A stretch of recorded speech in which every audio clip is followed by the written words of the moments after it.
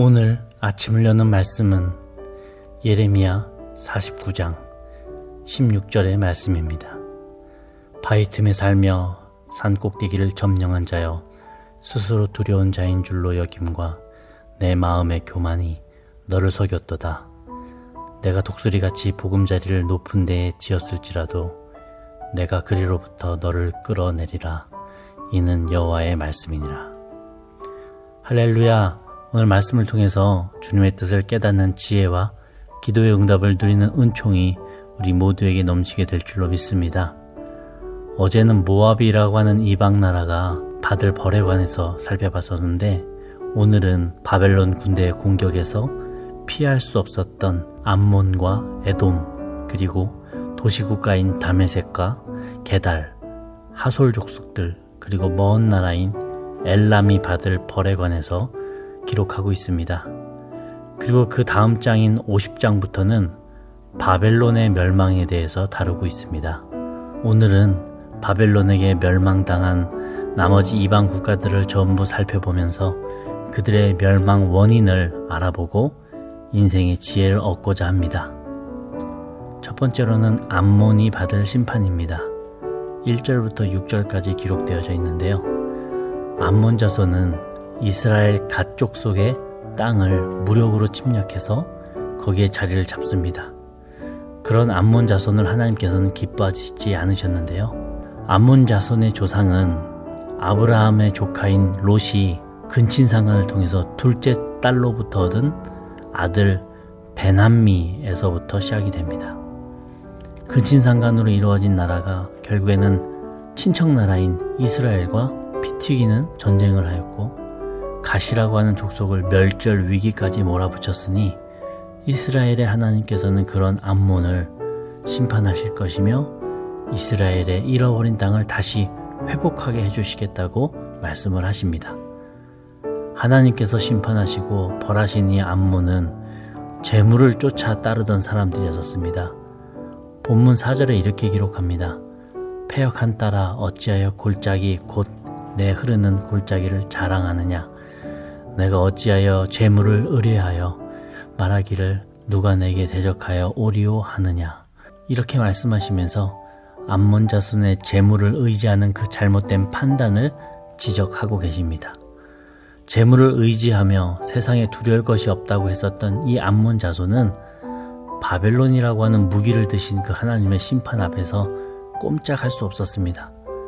우리가 삶에서 믿고 의지해야 될 대상은 재물이 아니라 하나님 한 분이기 때문입니다. 주님은 지금도 하나님만 신뢰하는 성도를 기다리고 계시고 그들의 기도 소리에 귀 기울이십니다. 우리가 마음속에 있는 나의 의지의 대상 영순위가 과연 누구입니까? 재물입니까? 하나님입니까? 우리가 암몬이 했던 그 실수를 반복하지 않기를 바랍니다.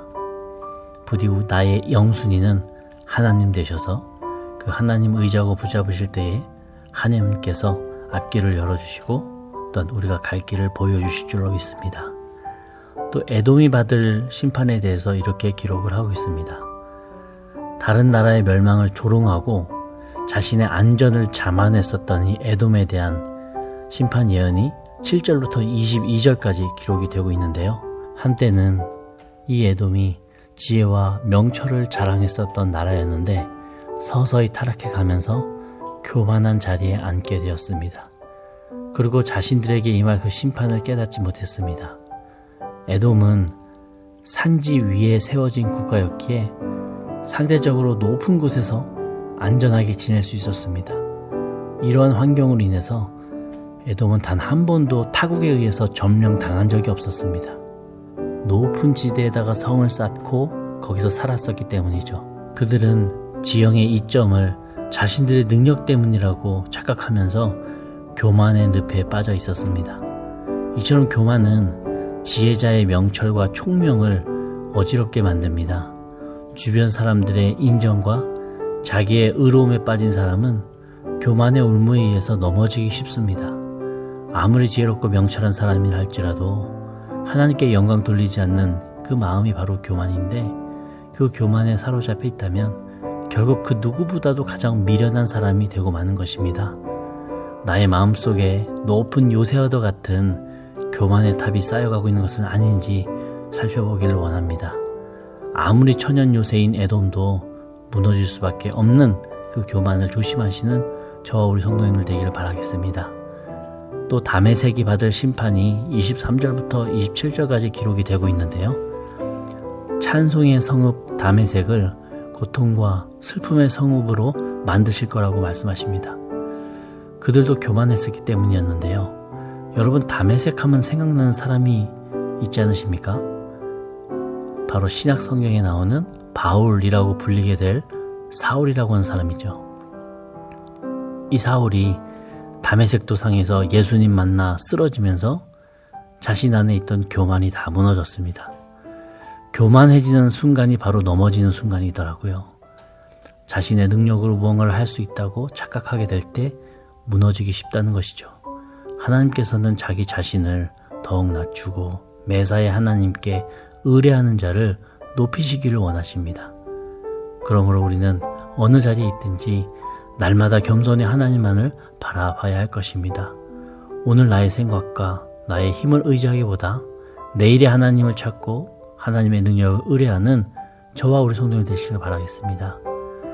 또 게달과 하솔이라고 하는 작은 국가가 받을 심판을 28절부터 33절까지 기록을 하는데요. 아무리 작고 중요하지 않아 보이는 민족이라 할지라도 하나님의 심판에서 제외되지는 않았었습니다. 게달과 하솔은 가축이나 낙타를 목축하는 반유목민으로 구성된 작은 나라였지만 대부분의 생계는 약탈로 유지해야만 했었습니다. 그들은 사막을 지나가는 사람들의 귀중품을 약탈하면서 근근히 살아갔던 것입니다. 그러나 하나님의 심판 명령이 떨어지면 약탈로 생계를 이어가던 그 게달과 하솔 족속은 이젠 거꾸로 모든 소유를 약탈당하게 될 것입니다. 옳지 못한 동기로 시작된 결과물은 잠시 동안은 화려해 보일 수 있으나 그리 오래 가지 못합니다. 선한 동기로 시작된 결과야말로 아름답고 오랫동안 그 결과가 유지될 수 있는 것이죠. 우리가 지금 어떠한 일을 계획하거나 추진하고 있다고 한다면 나의 그 동기가 바른 것인지 한 번 더 되돌아보기를 원합니다. 왜냐하면 하나님께서는 선한 동기로 시작된 일을 살펴보시고 그 과정 중에 함께 일하시기 때문입니다. 마지막으로 엘람이 받을 심판에 대해서 34절부터 39절까지 기록합니다. 이 세상에서 하나님의 주권이 미치지 않는 곳은 없습니다. 엘람은 남유다와에서는 너무나도 멀리 떨어진 족속입니다. 유다와는 어떠한 관계도 맺지 않았었습니다. 그들은 자신의 힘과 활을 의지한 교만한 민족이었었는데요. 그러한 엘람을 하나님께서 기록하신 이유는 하나님의 주권이 아무리 먼 나라에도 펼쳐지고 영향이 있다라는 것을 말씀하시기 위해서입니다. 엘람에게 심판이 떨어지고 왕과 모든 고관들은 죽임을 당합니다. 하지만 마지막 39절을 보면 엘람에 대한 그 심판 선언이 회복의 약속으로 마무리됩니다. 엘람이 회개할 때 하나님께서는 회복을 계획하신다고 하는 것이죠. 하나님의 계획에 따라 바벨론이 바사, 그러니까 페르시아에게 패망하고 이 페르시아가 중동의 강자가 되었을 때 그때 이 엘람 도시가 페르시아 제국의 중심 도시가 됩니다. 생각하지도 못했던 일이죠. 페르시아만을 끼고 해상 무역을 하는 도시가 바로 이 엘람 도시였기 때문이죠. 하나님은 아무리 악한 자라도 회개의 가능성을 남겨두십니다. 그리고 죄악 가운데 회개하고 다시 돌아올 때 다시 들어 쓰시고 축복해 주시는 분이 하나님이시기도 하십니다.